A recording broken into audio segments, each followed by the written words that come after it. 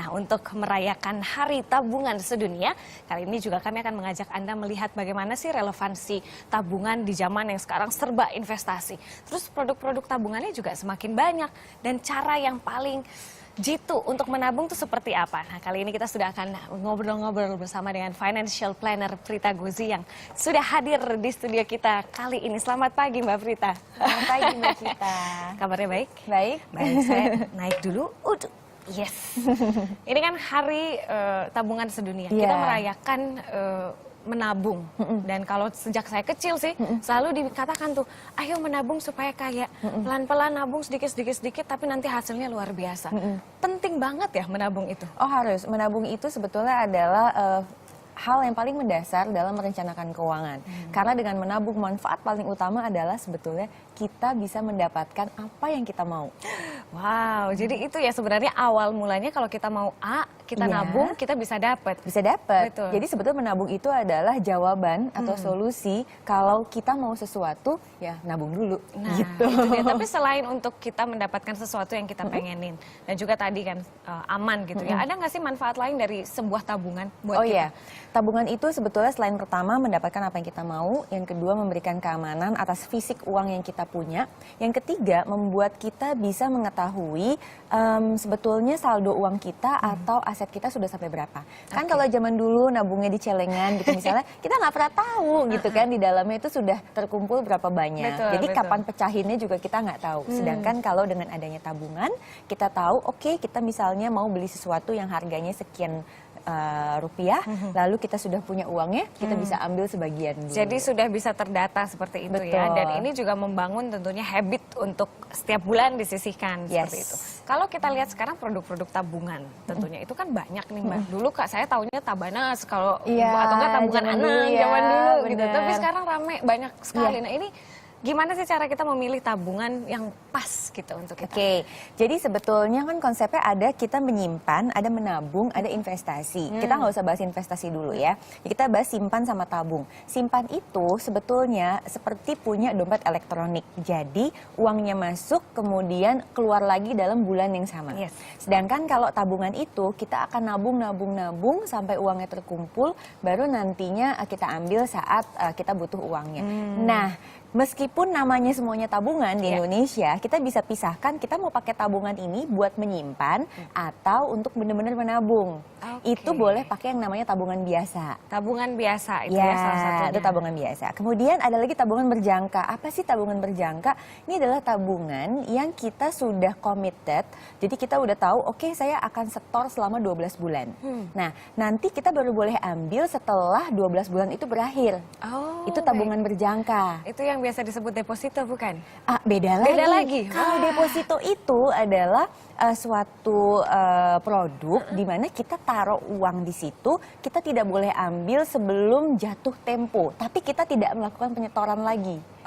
Oke, begitu. Jadi kalau tabungan berjangka setiap bulannya harus ada setoran. Harus ada. Ada minimalnya atau? Ada. Biasanya kita juga yang menentukan minimalnya berapa.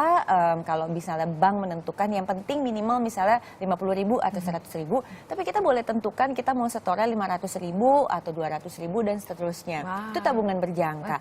Nah, kalau tabungan anak ini biasanya atas nama anaknya langsung. Waduh, berarti ini anak juga bisa langsung menabung sama seperti kita dulu kali ya saya ya. Kalau kita bisa nabung dan ini ada minimalnya nggak kalau untuk tabungan anak? Semua tabungan itu pasti bank ada minimalnya, nggak mungkin nggak ya. Karena kan misalnya tabungan itu dia akan memberikan bagi hasil juga. Jadi bank tuh biasanya akan memberikan suatu istilahnya minimum harus masuknya berapa. Nah, anak ini itu nanti ada namanya. Itu yang paling bagus. Jadi kalau misalnya tabungan itu kan nama orang tua. Betul. Sedangkan kalau tabungan anak itu nama anak. Iya, jadi bangga juga ya anaknya untuk menabung gitu. Luar biasa. Tapi kalau sekarang kan ada juga tabungan misalnya untuk pendidikan. Kemudian ada juga tabungan yang sekalian dengan investasi. Ada produk-produk seperti itu juga ya? Ada. Nah, tabungan pendidikan ini agak unik karena dia mengkombinasikan antara tabungan dengan produk asuransi. Jadi pertama syaratnya dia mirip seperti tabungan berjangka. Jadi yang membuka tabungan itu harus melakukan komitmen untuk menyetor setiap bulannya berapa ratus ribu rupiah atau mungkin sampai jutaan rupiah. Nah ini sudah ada periodenya. Jadi durasinya barangkali bisa 12 bulan, bisa 36 bulan, bahkan bisa 5 tahun. Wah, Sesuai dengan planningnya kira-kira ya. anak ini akan masuk sekolah dalam waktu berapa lama lagi. Oke. Nah, persyaratan kedua adalah harus ada nama anaknya. Jadi misalnya Mbak Cita bilang, saya mau buka tabungan pendidikan, untuk siapa? Nggak tahu, mungkin nanti calon anak saya itu belum bisa, gitu. Karena memang harus ada nama anaknya. Kenapa harus ada nama anak? Karena nanti berhubungan dengan fitur asuransi. Karena kan di situ tadi saya bilang kalau misalnya tabungan pendidikan biasanya dikombinasikan dengan asuransi jiwa. Betul. Oleh sebab itu harus jelas ahli warisnya siapa. Oke, kalau begitu. Tapi kalau kita lihat kan ini produk tabungannya banyak dan semuanya kok kayaknya bermanfaat sekali nih, kita perlu. Idealnya setiap orang tuh punya berapa produk tabungan sih? Oke, kalau untuk rekeningnya idealnya punya 3. Tiga. Tiga. Buat apa aja tuh? Pertama adalah menampung penghasilan. Oke, kayak gaji ataupun kalau istri diberikan oleh suami dan lain-lain itu tampung di situ. Di situ pula boleh dipakai untuk pengeluaran harian. Baik, di yang akun yang sama dengan gaji itu tadi boleh. ya? Tetapi meskipun lebih bagus lagi kalau punya rekening yang lain. Oke, Itu satu rekening. Rekening kedua adalah khusus untuk tabungan. Jadi yang tidak keluar masuk Jadi gitu. stays Stay right di there. situ Oke, ya. baik. Jadi itu dana darurat semuanya dimasukin ke situ. Yang ketiga adalah untuk senang-senang. Oh, ada tabungannya juga untuk Ada senang-senang? dong. Buat liburan gitu misalnya? Boleh, jadi boleh buat liburan, buat rekening belanja. Belanja maksudnya yang shopping-shopping yang menyenangkan ya. Karena kalau ini digabung dengan yang pengeluaran harian, takutnya nanti kebanyakan shopping yang senang-senangnya dibandingkan untuk belanja bulanan. Waduh, saya baru tahu ternyata biasanya saya begitu digabung aja semuanya. Tapi kalau kita lihat ada 3 tabungan, alokasinya berapa persen nih harusnya nih? Oke, Mbak Prita? paling gampang konsepnya adalah 50-30-20. 50-30-20. Yes, jadi 50 adalah untuk yang ada pengeluaran hariannya tadi, terus 30 itu yang ada dana darurat, ada investasi dan lain-lain, yang 20 itu yang buat senang-senang.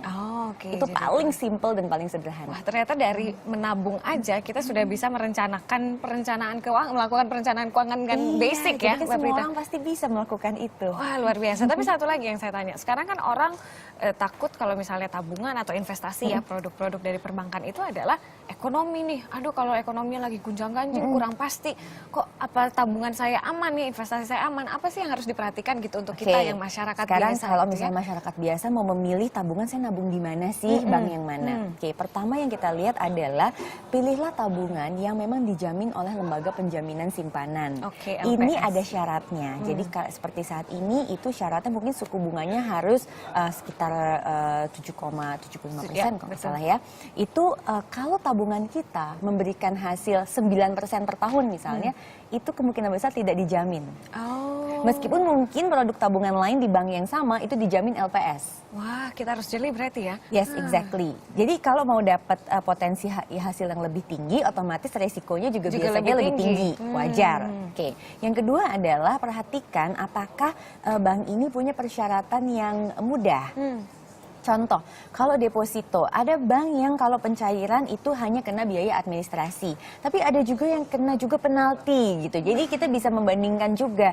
Ini kira-kira kalau punya deposito kan kita nggak tahu ya. Barangkali kita niatnya untuk jangka waktu 3 bulan, ternyata 2 bulan kita tiba-tiba membutuhkan dananya. Nah, kalau potongannya lumayan besar, itu kan juga lumayan signifikan untuk kita Oke, gitu. jadi sebenarnya dalam memilih tabungan ataupun produk investasi yang lain, yang paling penting ketahui dulu kita maunya tujuannya untuk apa. Yes. Terus jangan lupa 3 tabungan tadi, 50, 30, 20. Iya. Dan jeli juga untuk melihat bahwa setiap bank itu sudah dijamin oleh LPS ya. Dan produknya Untuk sendiri, produknya. sendiri sudah dijamin oleh LPS. Terima Ya. kasih banyak Mbak Prita sudah berbagi dengan kita, informasinya sangat luar biasa. Kita jadi banyak info nih soal Hari Tabungan Nasional Sedunia maksud kami.